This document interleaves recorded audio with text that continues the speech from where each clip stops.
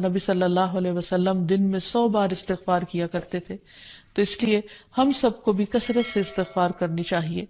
استغفار بیماریوں کا علاج بھی ہے اور اللہ کے عذاب سے بچانے والا بھی، اللہ سبحانہ وتعالیٰ کی رحمت پانے کا ذریعہ ہے، اور پھر بارش کے نزول کا ذریعہ بھی ہے، زراعت میں برکت کا ذریعہ، کبیرہ اور صغیرہ گناہوں سے معافی کا ذریعہ، اچھا اعمال نامہ پانے کا ذریعہ، یعنی قیامت کے دن انسان کو جن کی بخشش ہوگی ان کو خوشخبری دی جائے گی اور ان کا نامہ اعمال جو ہے وہ بہترین نامہ اعمال ہوگا۔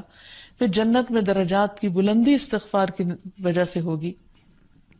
تو اس لیے ضروری ہے کہ ہم اٹھتے بیٹھتے اپنے گناہوں کی معافی مانگتے رہیں، اور استغفار کے لیے انسان اپنی زبان میں بھی اللہ تعالیٰ سے بخشش مانگ سکتا ہے، لیکن بہتر یہ ہے کہ اگر انسان قرآنی دعاؤں اور مسنون دعاؤں کا سہارا لے اور ان کو سیکھ بھی لے، کیونکہ یہ ہم سب کی ضرورت ہے۔ سورۃ نوح میں اللہ سبحانہ و تعالیٰ فرماتے ہیں، حضرت نوح علیہ السلام نے اپنی قوم کو استغفار کرنے کو کہا، اور کیا کہا؟ فَقُلْتُ اسْتَغْفِرُوا رَبَّكُمْ، میں نے اپنی قوم سے کہا کہ اپنے رب سے استغفار کرو، اپنے رب سے معافی مانگو۔ تو نتیجہ کیا ہوگا؟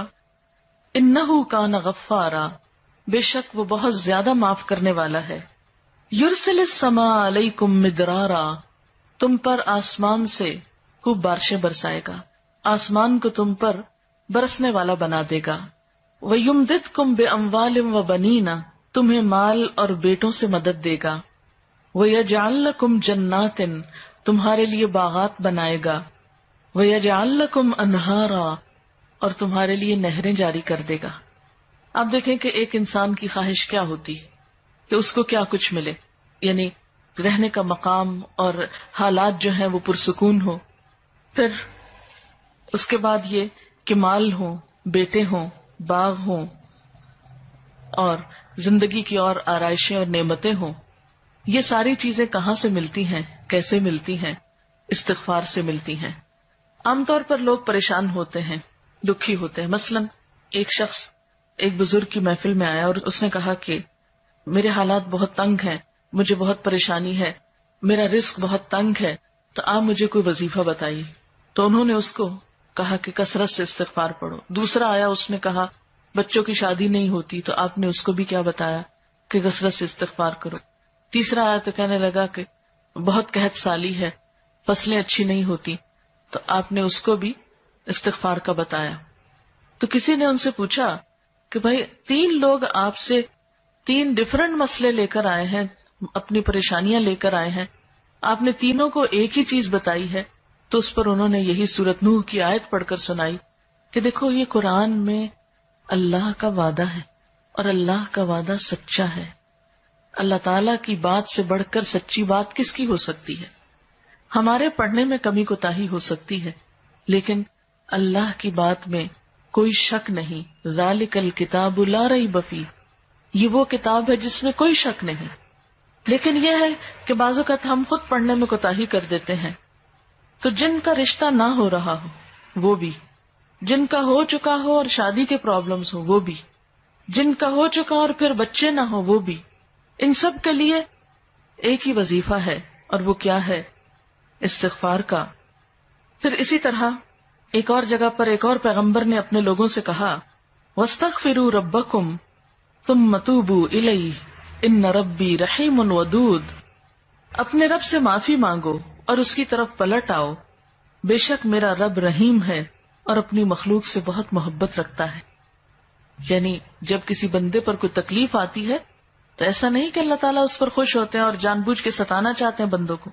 اللہ تو بندوں کے حق میں بہت مہربان ہے۔ پھر سوال یہ پیدا ہوتا ہے کہ تکلیف آتی کیوں؟ اگر وہ ہم سے محبت کرتا ہے اور وہ بہت مہربان ہے، تو بات یہ ہے کہ کچھ چیزیں ہم اچھے حالات میں سیکھتے ہیں اور کچھ چیزیں ہم ہارڈ شپ سے سیکھتے ہیں۔ کچھ نعمتوں کی قدر ہم اچھے طریقے سے ویسے ہی کر لیتے ہیں، اور کچھ چیزوں کی قدر ہمیں اس وقت آتی ہے جب کوئی مشکل پیش آتی ہے۔ آپ دیکھیے کہ اس کی مثال یوں ہی ہے کہ جیسے کچھ کھانے آپ کچے ہی کھا لیتے ہیں، جیسے فروٹس وغیرہ ہیں، آپ کو پکانے کی ضرورت نہیں ہوتی، لیکن کچھ کھانے آپ کو پکا کر کھانے ہوتے ہیں۔ اسی طرح زندگی میں کچھ حالات ایسے ہوتے ہیں کہ جن میں آپ آرام سے سیکھ جاتے ہیں، یا کچھ باتیں آپ کو بغیر کسی مشکل کے سمجھ میں آ جاتی ہیں، لیکن کچھ باتیں آپ کو مشکل آنے پر سمجھ آتی ہیں. اور جس طرح انسان پختہ اور میچیور ہوتا ہے مشکلات میں، آپ نے دیکھا ہوگا کہ جو بچے ہارڈ شپس میں پلتے ہیں وہ بڑے ہو کر ان میں اسٹیمنا زیادہ ہوتا ہے، لیکن جو بچے بہت نعمتوں میں اور نازوں میں پلتے ہیں وہ اتنے بہادر اور اتنے ہمت والے نہیں ہوتے. اس لیے دھوپ اور چھاؤں، غم اور خوشی، دونوں اس کائنات کا حسن ہے. دن اور رات ایک بہت بڑی نشانی ہے ہمارے لیے.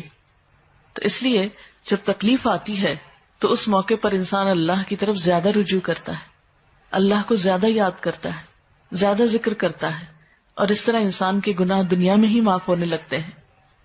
ایک اور جگہ پر آتا ہے وَأَنِ اسْتَغْفِرُوا رَبَّكُمْ ثُمَّ تُوبُوا إِلَيْهِ يُمَتِّعْكُمْ مَتَاعًا حَسَنًا، اور یہ کہ تم اپنے رب سے معافی چاہو اور اس کی طرف پلٹ آؤ تو وہ تم کو اچھا سامان زندگی دے گا. یعنی دنیا کی اچھی نعمتیں کس سے ملیں گی؟ استغفار سے.